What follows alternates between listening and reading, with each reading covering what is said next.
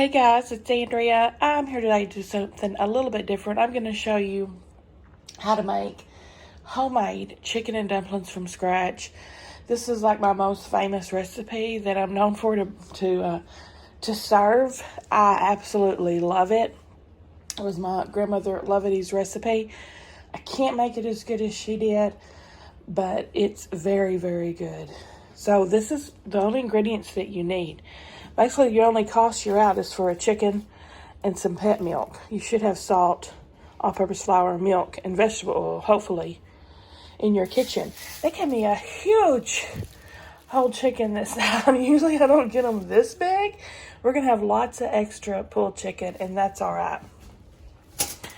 Start with a big old pot like this, because the first thing we're going to do is get our chicken out and put it in to boil. Let's do that. Okay, now I've got my chicken in the pot covered with hot water. It's a big old pot. Now, the worst part of this whole thing is when you take the chicken out of the bag, reaching inside and pulling out its guts. That's the worst part. Which is not, it's not technically its guts, it's his neck and his organs, which is revolting to me. But anyway, pull those out. Be sure and do that. Fill it up with water. You might as well pull out the big guns, your whole refill container, because this dish needs a lot of salt. So I'm just going to go ahead and salt this water like the sea. Turn my heat up to high. Now, normally it takes about an hour after it starts boiling to cook your chicken through. This is a pretty big one, so it might take more. The true test is if it's falling off the bone. If you go to pick up your chicken and it crumbles before you, that sucker's done. So, old school timer right there. So, I'll be back when we're ready to pull this chicken out, because that's a tricky situation as well, and go on to our next steps. Here you can see it's just about to start to boil, I can tell, because my chicken popped to the top. And that's like, it's, I guess, how big is that chicken? I think it's 6 pounds, 11 ounces. So pretty soon she'll start to roll, and then I'll start my timer. Rolling boil, that is. Not, my chicken's not going to start to roll. The water will start to roll. Okay, she's at a boil now. So I turned down my heat a little bit to medium high at this point, because I don't want it boiling over, going too cray-cray. So at this point, I'll check back in about an hour and see if she's fallen off the bone. And if not, you know, we'll just cook it longer. Just kind of play it by ear. Alright guys, now comes a little tricky part, getting that cooked chicken out of the pot and into this pan here to start cooling so we can later debone it. It's gonna need to set for a while. I got these little fork prongs off Amazon specifically for this task. Hopefully she doesn't fall too bad apart on me getting her out. You can just like stab the beast with these.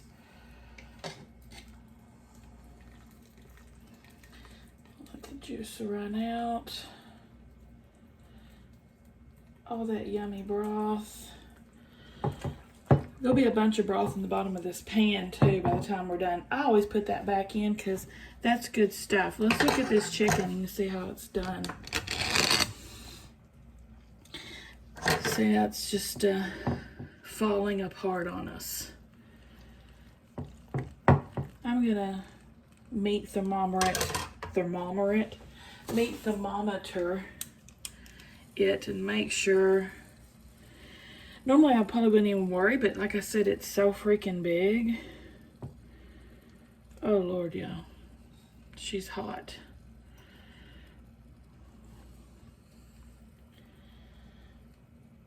She's real hot. Okay. So set that to the side to rest, cool. I kind of like to pull the skin off a little bit. Ooh, just so the breasts can breathe. Like taking your bra off at the end of the night, right?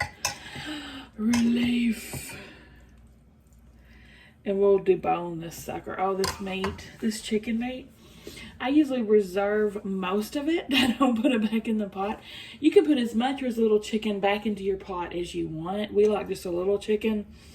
And we love to just eat this pulled chicken with salt and pepper. The kids and I just devour it while we're making chicken and dumplings. My mouth's watering now. It's so freaking good. Now we can start on our dumplings. We'll take some all-purpose flour. It's going to call for 4 cups of all-purpose flour. Now, making chicken dumplings isn't hard. It takes a little bit of practice just to get the right consistency and get your dumplings like the right size. My friend tried to make it once and she made her dumplings so thin they like disintegrated.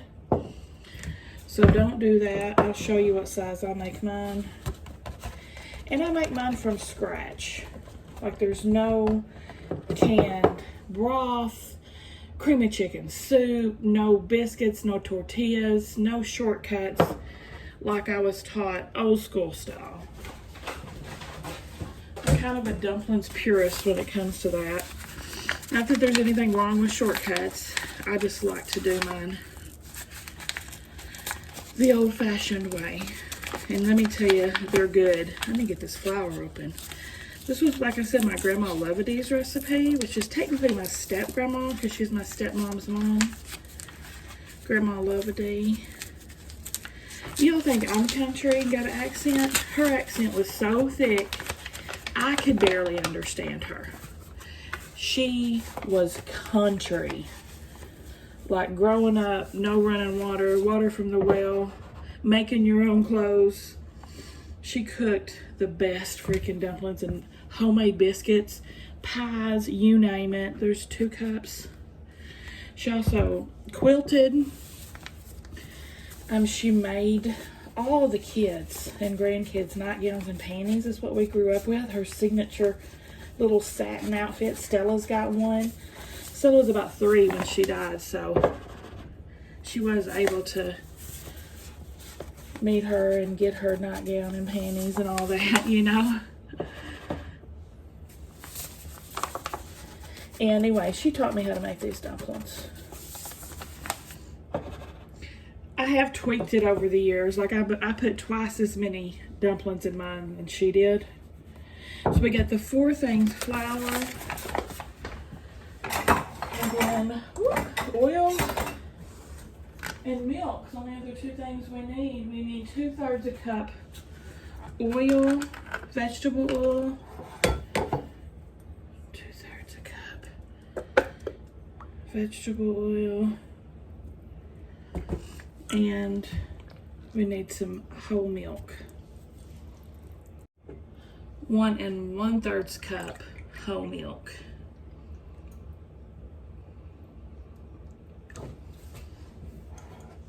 Salt and pepper to taste.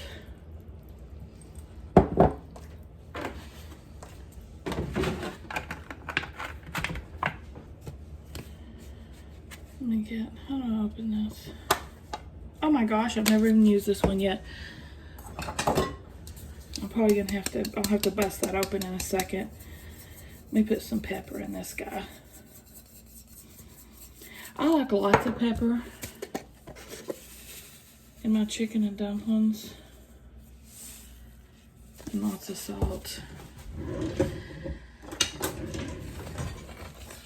But like I said, it's not hard, it's just messy and a little time consuming. Mostly messy. We'll roll this out in 2 separate batches.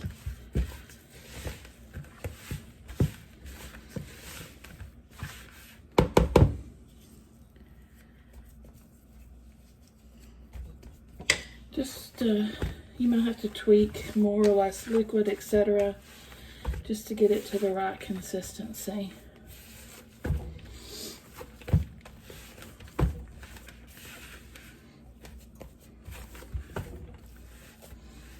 This seems pretty good to me.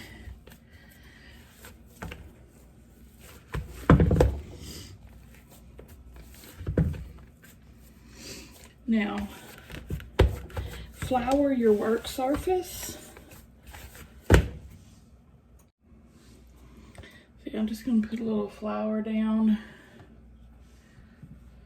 so we can roll these bad boys. I have kept my broth at the same medium-high boil going on. Get my rolling pin. So this is the messy part. I'm gonna half this dough. Get half of it.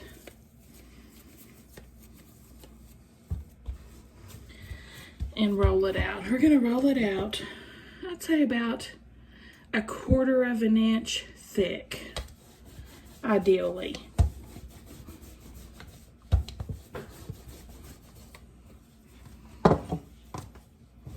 When I was talking about being a dumplings purist, don't use rotisserie, all that. Those are all like little shortcuts you can do. But to me, it's not the same. And I can always taste the cream of chicken in someone's, if someone uses it for their dumplings. I'm that way with my cornbread dressing at the holidays too. If someone tries to serve up some stovetop, I'm like, that's blasphemy. No ma'am.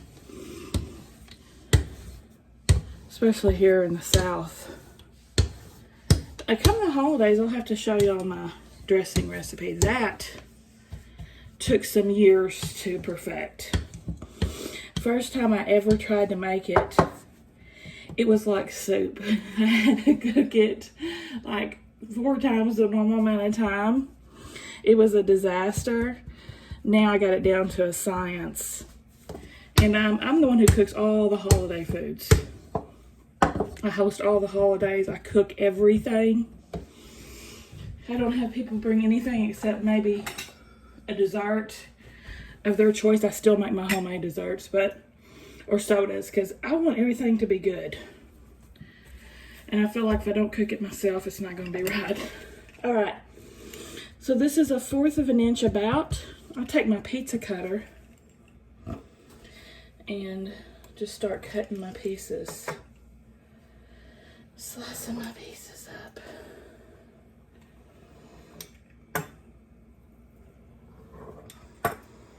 And then you just drop them into the boiling broth.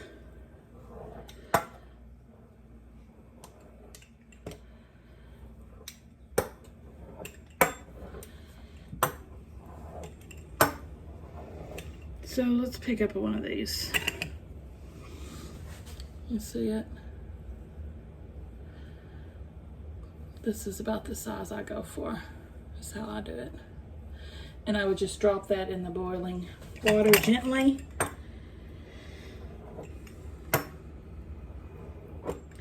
Now this, keep them boiling until done. It could be anywhere from 30 minutes to an hour, I guess, depending on how thick your dumplings are. You just pull one out and test it and see if it's done. So I'm going to put all these dumplings in and roll out my second batch of dough and put all those dumplings in, and I'll be back. Another thing I was wanting to tell you, try to make them all base kind of the same size as best as you can, and that way they'll cook evenly. Of course, there's going to be some, like these end pieces, that might be a little different, but generally try to make them very similar. Now I've got all the dumplings in the pot. I'll just go every once in a while and very gently stir to make sure nothing's sticking to the bottom. My great aunt told me, never stir the dumplings. But I do, because I don't want them sticking. You got to watch them because they'll start sinking and sticking. So, and I don't add my chicken back in until the very end. Kind of the same reason, it's already cooked. But I'll be back here in a little bit when the chicken's cool enough and we can start deboning her. Oh, you know what's funny? One of Sam's chores, occasionally I'll ask him to do the dishes. It's not even something he does all the time. But we had a small little one sink load last night, and he never did do them. And he was like, I'll do them tomorrow, please. Now guess what? Now he's got dumpling dishes to do too. That's what you get for putting off something, right? Let's see if this is cool enough to start taking some meat off. I'm really picky about, I don't want any fat pieces, of course, or gristle or bone or anything when I debone this guy. So it grosses me out if there's a piece of fat or something in my bowl. So I painstakingly make sure every piece is a good piece that goes in.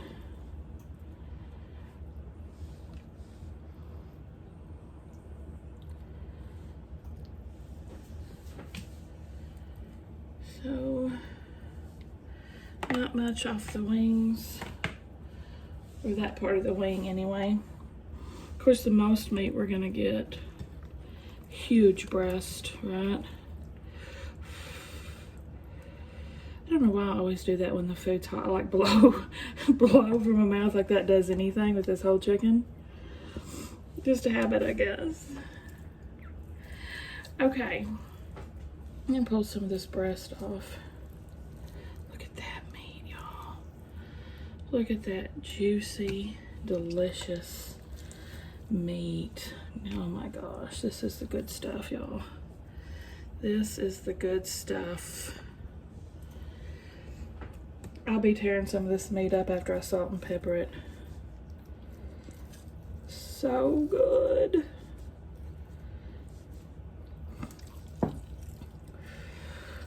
Yeah, it's pretty hot when you dig deep into the breast, so ooh, I'm just gonna take the top layers off right now, let the bottom layers cool.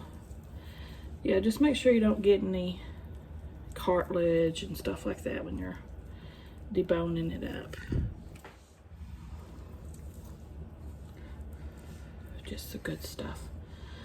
One thing about getting this huge chicken is all this extra meat we'll have. So hot. Look, so far I've barely begun. We've only just begun to live. The dark meat's so flavorful too. The breast as well, because it's boiled and it's extra juicy. You know, this thigh meat though. Look at that.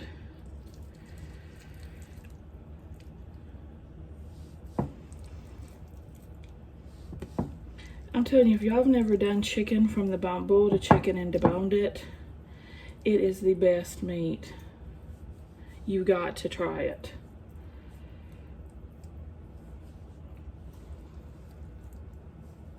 I'm gonna continue working on this bird, y'all, and I'll check back. There I have all my chicken meat done that I'm gonna be using for this. So I'll just salt and pepper these before I put it back in. Of course, I'm not gonna put all this back in either. You could, you absolutely could. We just don't usually eat that much chicken in it. I'm always talking about the recipes. This one's from Grandma Loveday. It's the only recipe I have from her.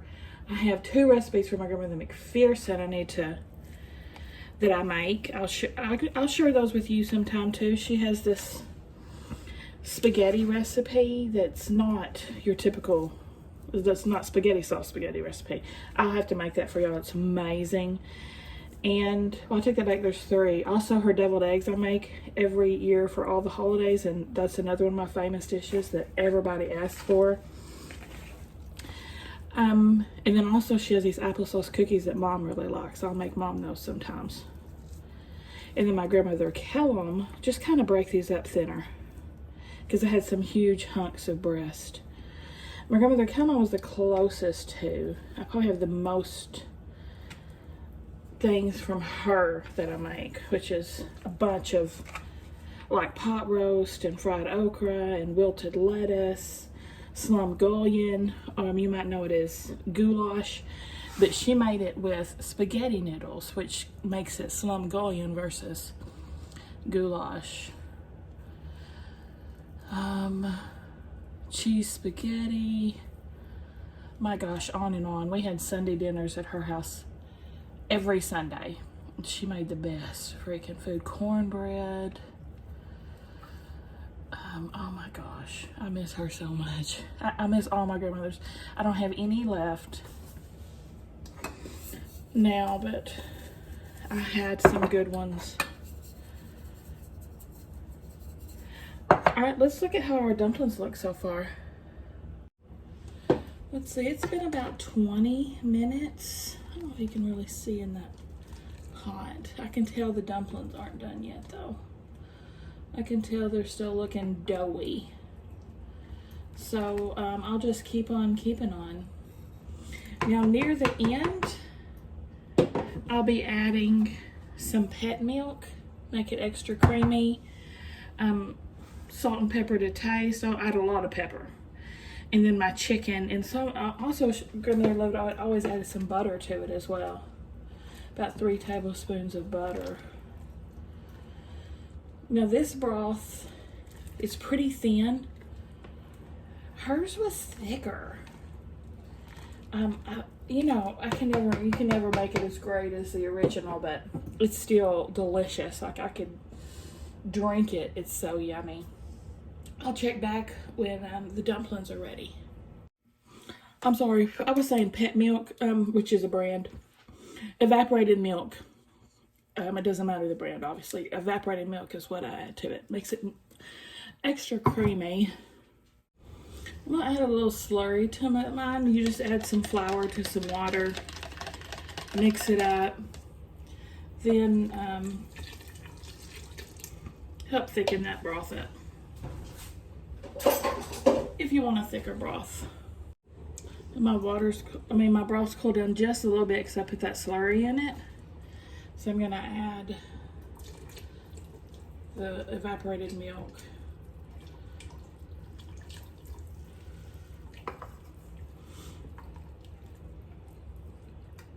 I would probably have to add quite a bit of salt and pepper to this to taste as well.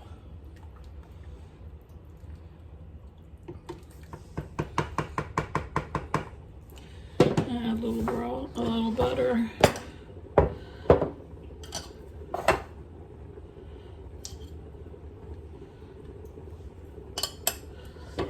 Couple teaspoons is what I did. Now since it cooled off a little bit, my dumplings are wanting to go to the bottom. So just watch that. You don't want them to stick and burn. I'm gonna go ahead and add probably about a teaspoon of salt and pepper at this point. Just remember, you can always add more. It's hard to take away when you've done too much, which I have done too much before. And a trick for that, if you do, if you have a potato, cut it up, you know, just about fourth it, quarter it, and put it in there, and it'll soak up a lot of that salt. You can do that with anything you've over salted that has a broth. Or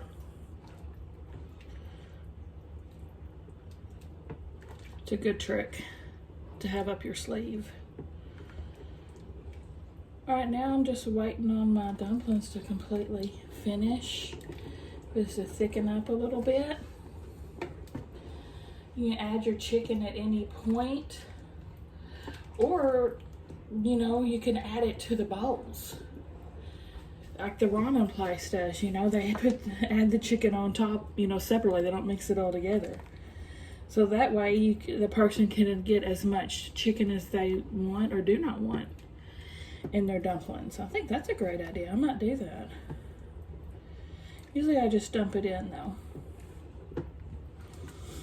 All right, I'll check back when these are done and we'll do a taste test.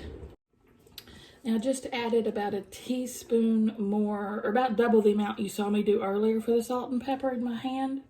I did another dose of each of those, and I just tasted the broth, and it's like perfection. Now, Grandma Loveity knew how to get everyone to her house. She would call us all, and she'd be like, I wish I could do her country voice. I made some chicken and dumplings and some biscuits. You want to come eat them? And we would all just flock to her house immediately, and she knew it. It was like everybody's favorite. Oh my gosh, her biscuits. I can't bake to save my life. I don't even have her recipe. Of course, I'm sure she didn't have a recipe. Like, she didn't have a recipe for this either. It was basically, you know, mix this stuff up in generals. Oh, good times. Y'all share down below some of your favorite recipes from your grandmothers. I'd be interested. You know, you don't have to list the whole recipe. Just say the dish that you loved your grandmother or I called my grandmother Callum grandmother. And then there was Grandma Loveity and Grandmother McPherson. We were very formal. Anyway, share your favorite dishes. Alright guys, she's finally done. I'm telling you, this stuff is so freaking good. I just added my chicken on top. Let's try a bite. Let's try one of these yummy dumpies. I always call these dumpies.